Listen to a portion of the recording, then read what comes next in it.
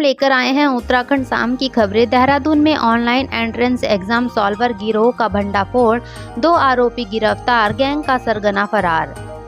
Online entrance exam solver गिरोह का STF Meerut Dehradun SOG ने भंडाफोड़ किया। संयुक्त टीम ने देहरादून में छापेमारी कर गिरोह के 2 सदस्यों को गिरफ्तार किया है। इस गिरोह के सरगना कुलवीर और गौरव अभी पुलिस की गिरफ्त से बाहर हैं, जिनकी गिरफ्तारी के प्रयास तेज कर दिए गए हैं।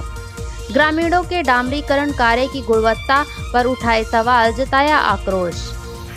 आग से धधक रहे कुमाऊं के जंगल, वायुसेना के बाद अब एनडीआरएफ ने संभाला मोर्चा।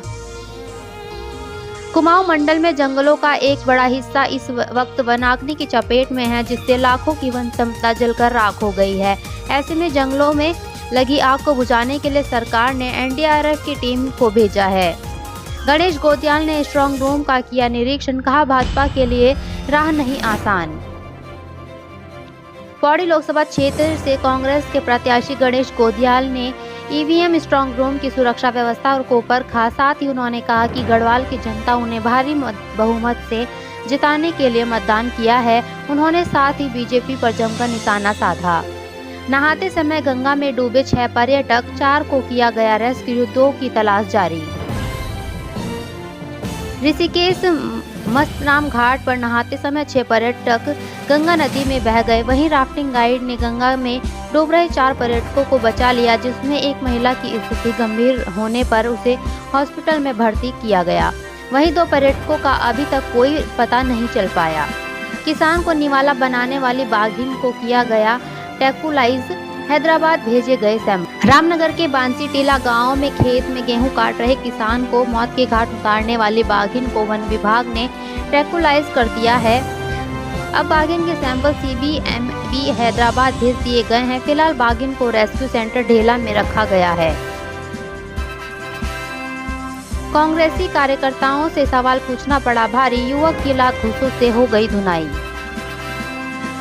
रुड़की में पुतला दहन के दौरान कांग्रेसियों से उलझना एक युवक को भारी पड़ गया। गुस्साए कांग्रेस के कार्यकर्ताओं ने युवक की लात घूंसों से पिटाई कर दी, जिससे माहौल गर्मा गया। युवक ने कांग्रेसी कार्यकर्ताओं के खिलाफ केस दर्ज कराने की बात कही है।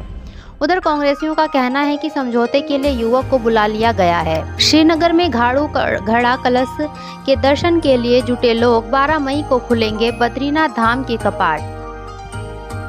बद्रीनाथ धाम के कपाट आगामी 12 मई को खुलेंगे। अतीत से ही तिल के तेल से भगवान बद्री विशाल का लेप किया जाता है। साथ ही इस तेल का इस्तेमाल अखंड ज्योति के लिए किया जाता है। इस तेल को चांदी के पवित्र घड़े में रखकर बद्रीनाथ धाम पहुंचाया जाता है। इसी कड़ी में घाड़ू घड़ा कलश यात्रा श्रीनगर से आगे के लिए रवाना हो गई है। दूसरों को रोशनी देकर पानी में दफन हुई पुरानी टिहरी, जल स्तर घटने पर दिखा राजमहल, ताजा हुई यादें।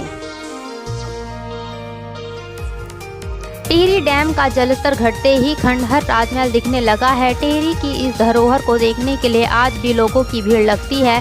इसे देखकर आज भी लोगों की आंखें भर आती हैं। 4 धाम में दर्शनों के लिए सीमित हुई यात्रियों की संख्या, विरोध में उतरा 4 धाम होटल एसोसिएशन। सरकार ने 4 धामों में तीर्थयात्रियों के प्रतिदिन दर्शन की संख्या सीमित कर दी है। इसमें यमुनोत्री में 9,000, गंगोत्री में 11,000, केदारनाथ में 18,000 और बद्रीनाथ में 20,000 तीर्थयात्री ही दर्शन कर सकेंगे। सरकार के इस फैसले का 4 धाम होटल एसोसिएशन ने विरोध किया। विभाग का 1 साल में पूरा नहीं कर पाया 10 मीटर क्षतिग्रस्त सड़क कार्य, लोगों ने सरकार पर साधा निशाना। सीएम धामी ने लिया मां पूर्णागिरि मेले की तैयारियों का जायजा, कहा श्रद्धालु अच्छा अनुभव लेकर जाएं।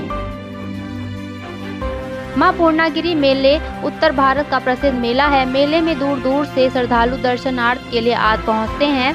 वहीं पुष्कर सिंह धामी ने मां पूर्णागिरि मेले को लेकर अधिकारियों को आवश्यक दिशा निर्देश दिए हैं। साथ ही उन्होंने कहा कि मेले से श्रद्धालु अच्छे अनुभव लेकर जाएं।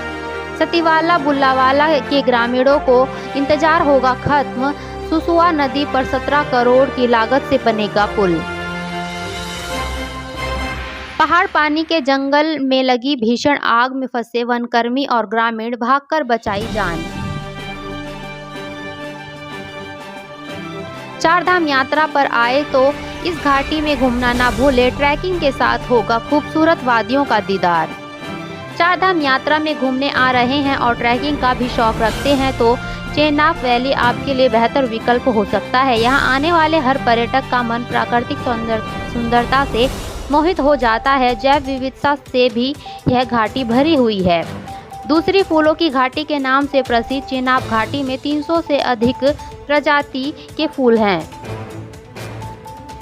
तीर्थयात्रियों की संख्या सीमित करने का विरोध शुरू, होटल एसोसिएशन ने दी आंदोलन की चेतावनी।